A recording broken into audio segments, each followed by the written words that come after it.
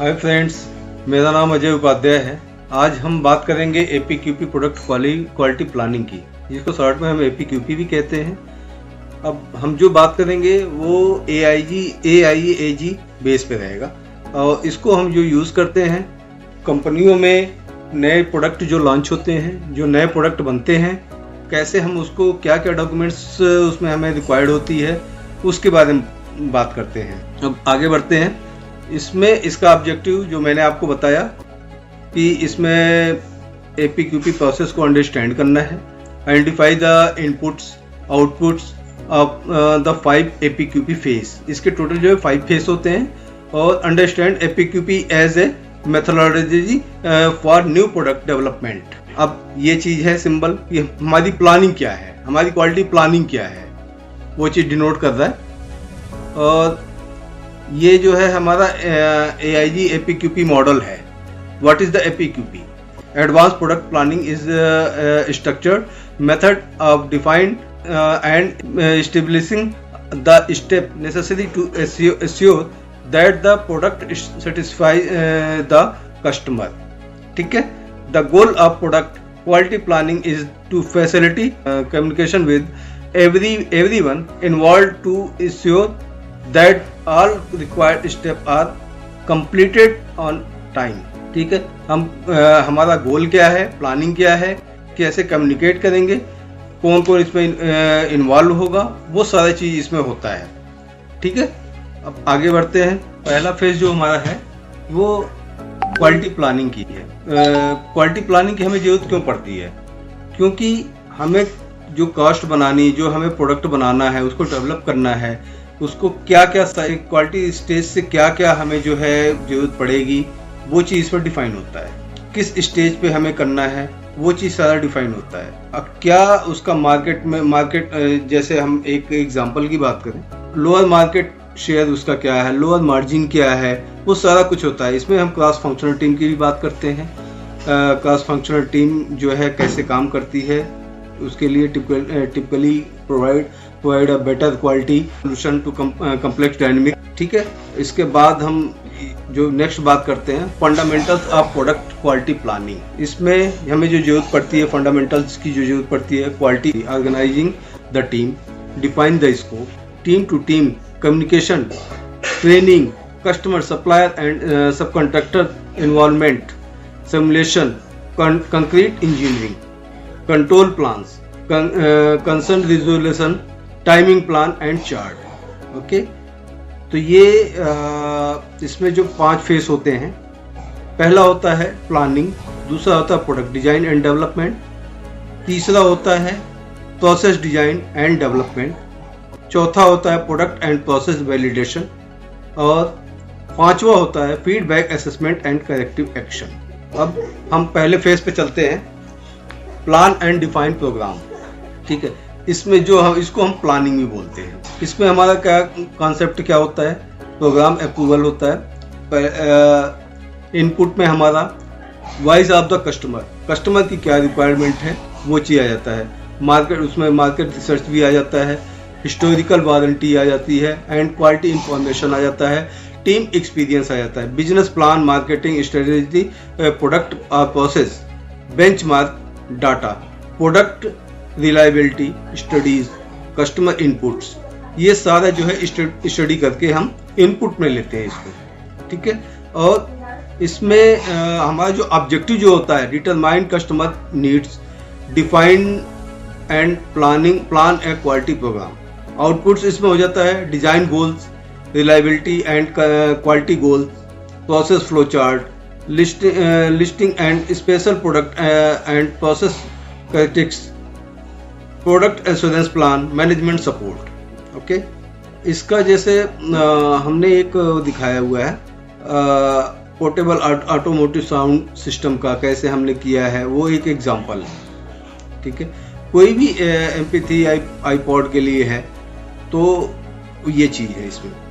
Next जो आता है सेकेंड फेज आता है product design and development. Second phase में हम ये जानते हैं प्रोडक्ट को कैसे डिजाइन करना है, कैसे उसको डेवलप करना है, वो चीज़ इसमें आ जाता है। इसमें जो हमारा इनपुट जो होता है, द आउटपुट्स ऑफ सेक्शन 1। ठीक है, डेवलपमेंट ऑब्जेक्टिव इसका होता है development, design, feature and characteristics, review engineering requirements, assess potential manufacturing problem that could occur. Okay, outputs इसमें क्या चीज आउटपुट्स इसमें होते हैं, design failure mode and effect analysis, DFME होता है। अगर डिजाइन हमारा है, डिजाइन अगर हमारी कंपनी का है तो उस पर DFME करते हैं। ठीक है, और डिजाइन फॉर मैन्युफैक्चरेबिलिटी एंड असेंबली अगर ये है तो करना पड़ेगा। डिजाइन वेरिफिकेशन इसमें हो जाता है, डिजाइन रिव्यू हो जाता है, फोटो बिल्ड कंट्रोल प्लान हो जाता है, engineering drawing, engineering specification, material specification, drawing and specification change, new equipments, tooling and facility requirements, special product and process characteristics, team feasibility, community and management support. ठीक है, ये तो हमारा होगा second phase. इसमें जो है हम प्रोडक्ट प्रोटोटाइप भी बनाते हैं, इसमें भी हमने वही एग्जांपल एक दिया हुआ है। इसमें इनपुट्स क्या कैसे देते हैं उसका फॉर्मेट दिखा रखा है हमने। ये इनपुट प्रोटोटाइप कंट्रोल प्लान वो हमने दिखा रखा है, किसमें क्या चीज आता है। इसमें पार्ट जैसे नॉर्मली जो कंट्रोल प्लान का समरी होता है वही चीज इसमें हमने बढ़ाया हुआ है, क्या चीज आता है वो चीज इसमें हम डालते हैं। जैसे कंट्रोल प्लान नंबर डिफरेंस हो गया, हमारा जो कंट्रोल प्लान का जो नंबर होगा इसमें प्रोटोटाइप पे कर देते हैं। ये एक अगर इसमें जाएंगे तो एक बहुत बड़ा कंट्रोल प्लान का एक अलग हम सेशन रखेंगे। ठीक है, तो इसमें आ जाता है। और उसके बाद हमारा तीसरा फेज जो होता है वो प्रोसेस डिजाइन एंड डेवलपमेंट। इसके अंदर सेकंड फेज में प्रोडक्ट को हमने डिजाइन किया, वहाँ पे हमने प्रोडक्ट को डिजाइन किया और डेवलपमेंट किया। अब हमें प्रोसेस को डिजाइन करना है, प्रोसेस डिजाइन को डेवलप करना है, डिजाइन और डेवलपमेंट करना है। तो दोनों फेज में यही डिफरेंस है। सेकंड एंड थर्ड, पहला हो गया हमारा प्लानिंग हो गया, दूसरा हो गया हमारा product design and process development हो गया, और तीसरा जो होता है प्रोसेस डिजाइन एंड डेवलपमेंट, कि हमें प्रोसेस को कैसे डिजाइन करना है। ओके, तो इसमें इनपुट जो आता है हमारा सेक्शन 2 आता है वही जो प्रोडक्ट्स के रिलेटेड होता है। और डेवलपमेंट का इसका ऑब्जेक्टिव जो रहता है डेवलप हो गया। और आउटपुट जो होता है पैकिंग स्टैंडर्ड, प्रोडक्ट और प्रोसेस क्वालिटी सिस्टम रिव्यू होता है। Process flow chart, flow plan layout, practice matrix बनाते हैं, process failure mode and effective, इसमें PFMEA करते हैं।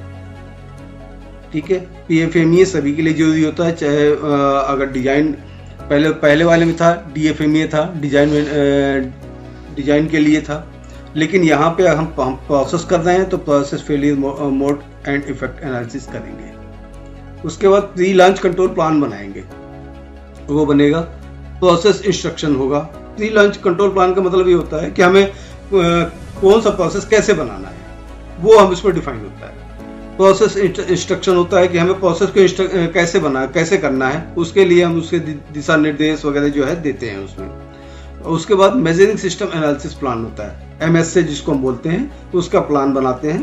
प्रोसेस कैपेबिलिटी स्टडी प्लान यानी SPC जिसको बोलते हैं, SPC बोलते हैं, उसका प्लान बनाते हैं कि हमें किस पे SPC करना है, किस पैरामीटर्स पे हमें SPC करना है, उसका होता है। उसके बाद पैकेजिंग स्पेसिफिकेशन, हमें मटेरियल को पैक कैसे करना है उसका स्पेसिफिकेशन होता है।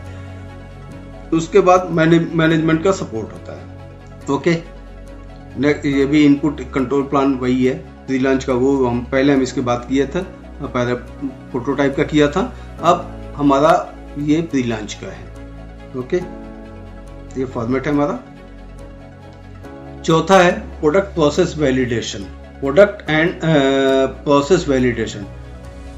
तो पहले में हमने प्लानिंग किया, दूसरे में हमने प्रोडक्ट को डिजाइन किया, प्रोडक्ट एंड डिजाइन किया उसको, तीसरे में जो है हमने प्रोसेस को डिजाइन किया और उसको डेवलप किया। अब चौथे में ये 3 प्रोसेस तो हो गए मेरे।